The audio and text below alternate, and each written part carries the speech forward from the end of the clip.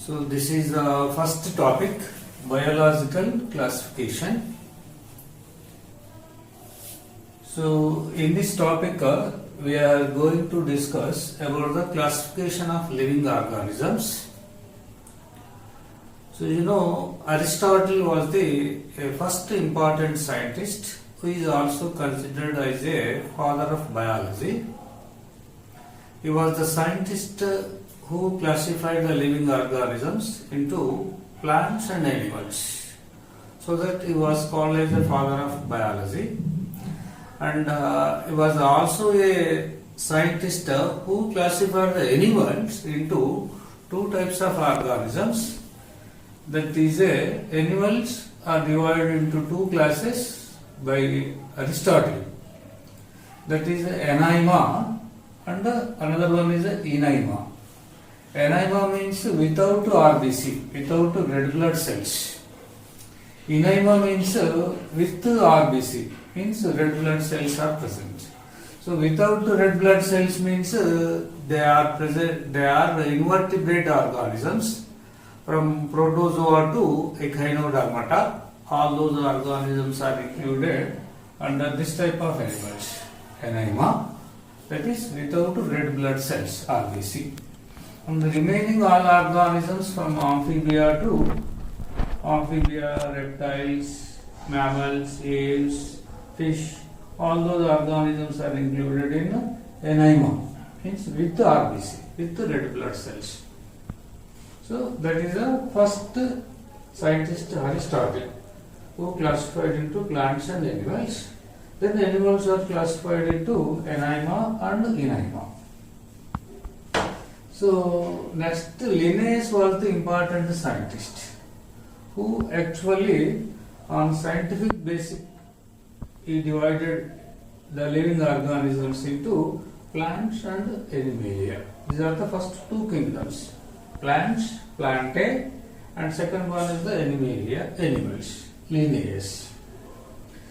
Because at the time of Linnaeus, the knowledge was very limited. Just the organisms which are having cell wall are all included under plantae kingdom, and the organisms which do not have cell wall are included under the animalia. So these are the two kingdoms. Two kingdom classification was proposed by the Linnaeus. So Linnaeus also written two books, that is Systema Naturae is the one and Species Plantarum is the another one. In Systema Naturae, animal classification was given, and in Species Plantarum, that is plants classification was given. So the organisms which are having cell wall are included under plantae kingdom, and the organisms which are not having cell wall are included under animalia. So only cell wall is considered as one of the important criteria to classify into plantae and animalia. So in that time, plantae includes all other organisms, including bacteria also, including algae, fungi. So we know that bryophytes, pteridophytes, gymnosperms, angiosperms are quite naturally included under plantae kingdom. Okay. So this is a two kingdom classification given by the Linnaeus. But as far as knowledge is progressing, that classification was going on changing. So second classification, that is the three kingdom classification, was proposed by Haeckel. He created Protista kingdom. This is the third kingdom created by. So three kingdom classification was proposed by Haeckel, a German scientist. He created Protista kingdom. So first two kingdoms were usually taken. Then third kingdom Protista was also taken by him. So these three kingdoms were together called as a three kingdom classification. This is given by Haeckel. So he created Protista. Protista includes unicellular organisms of both plants and animals, including bacteria also included here by that time. Okay, so unicellular organisms of both plants and animals. Plants means suppose what is that, Chlamydomonas is there, Chlorella is there, are all unicellular plants included here, along with the unicellular animals like amoeba, paramecium. They are also included in Protista kingdom. So that criteria is what you know, only unicellular organisms, and these include multicellular organisms. So cellular structure is taken as a criteria by Haeckel. Unicellular organisms are kept in Protista.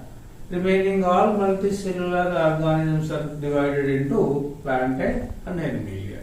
So having cell wall with multicellular organisms are included under Plantae. Without cell wall and multicellular organisms are included under Animalia.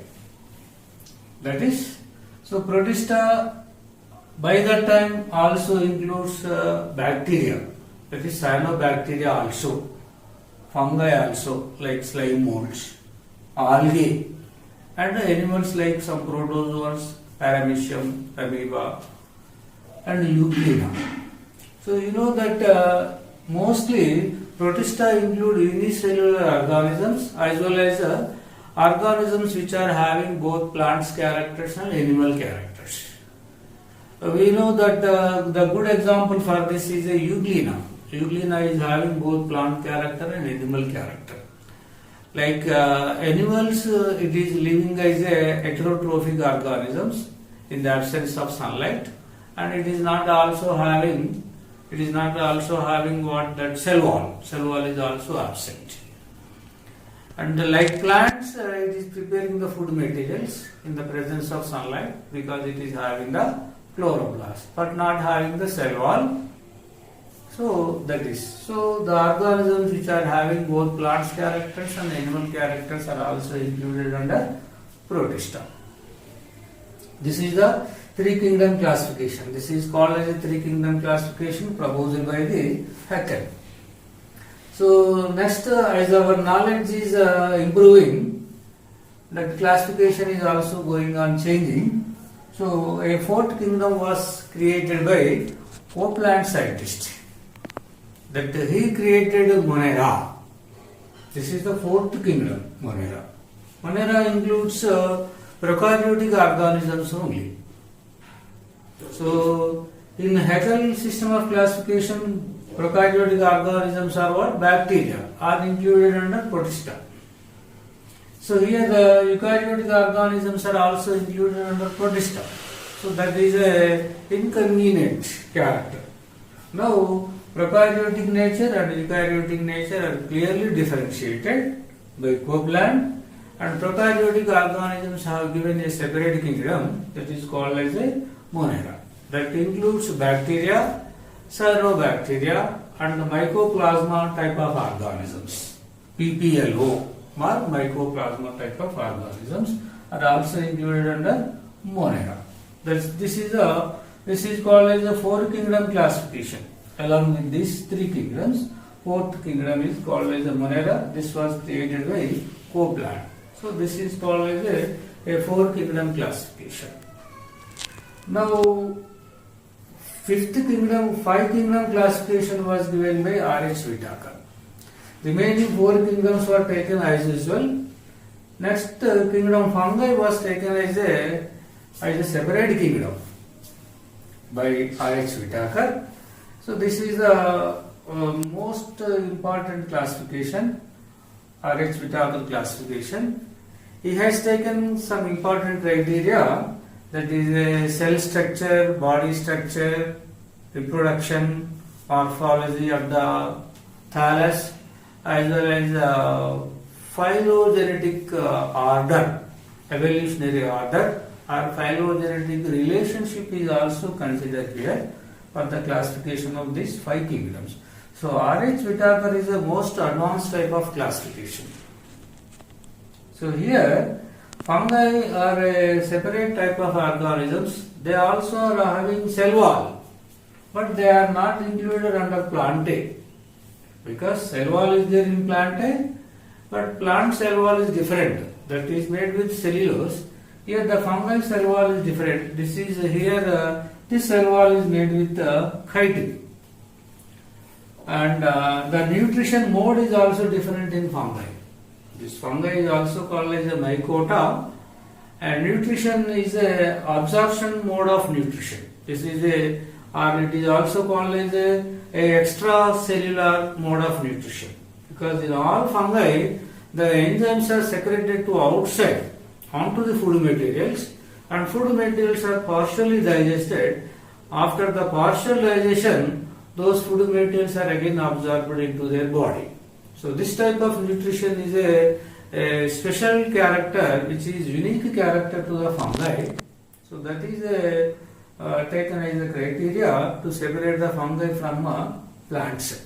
Because plants are having cell wall, fungi are also having cell wall.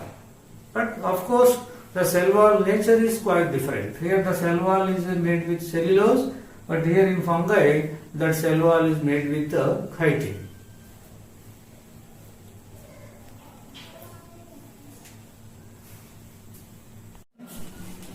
This was proposed by Carl Woese. Till now we have studied about the 5 kingdoms only. This 5 kingdom classification was proposed by R.H. Whittaker. 4 kingdom classification was proposed by Copeland. 3 kingdom classification was proposed by Haeckel. 2 kingdom classification was proposed by Linnaeus. So now this 6 kingdom classification was proposed by Carl Woese. So here in 6 kingdom classification, this Monera is divided into 2 kingdoms. That is Archaebacteria and Eubacteria. Remaining 4 kingdoms are common. Plantae, Animalia, Protista and Fungi. 4 kingdoms are common. But this Monera is divided into 2 kingdoms again. That is called as Archaebacteria and Eubacteria. Some differences are there. Archaebacteria are the very primitive kind of organisms. Those bacteria do not have peptidoglycan materials in their cell wall, and their plasma membrane also made with lipid monolayer instead of bilayer of phospholipid. Here these organisms are having only lipid, that is also branched lipid layer, and that is a monolayer only, not phospholipid and not bilayer, only lipid layer, that is a monolayer, and that lipids is a branched lipid chain is present in the plasma membrane of those archaebacteria. And those archaebacteria cell wall do not have the peptidoglycans. Whereas eubacteria are the advanced bacteria or true bacteria, they have peptidoglycans in their cell wall, and their plasma membrane usually have, that is a bilayer phospholipid layer, plasma membrane. So that is the remaining 4 kingdoms are common. So here the order of kingdom is also very important. The most primitive kingdom is the Monera. Next primitive kingdom is the Protista, and the next primitive kingdom is the Fungi. Plantae comes under 4th kingdom, and the Animalia comes under 5th kingdom, as per the R.H. Whittaker classification, as per the phylogenetic order, phylogenetic significance. So 6th kingdom classification was given by Carl Woese. 4 kingdoms are usually taken. These 1, 2, 3, 4. And Monera is divided into 2 kingdoms, Archaebacteria and Eubacteria. That is 6th kingdom classification. One more. Stop. Now nowadays a recent classification is there, that is a 3-domain classification. This is called as a 2-domain classification only, where plants and animals are taken. This is, so here 3-domain classification means domain is another higher taxon above the kingdom. Above the kingdom, another higher taxon, that is called as a domain. So here 3 domains are created, not only plant, not only animals, and 3rd domain this is. Here these 3 domains are what? They are archaea, 1, bacteria, 2, and eukarya is a 3.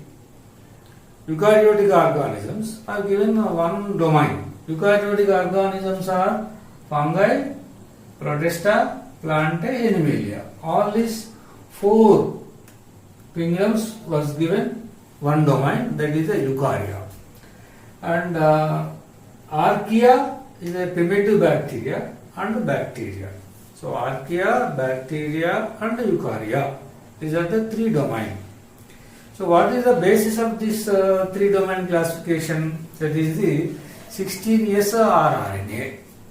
16S rRNA is present in prokaryotic organisms, that is archaea and bacteria, that is not present in eukarya.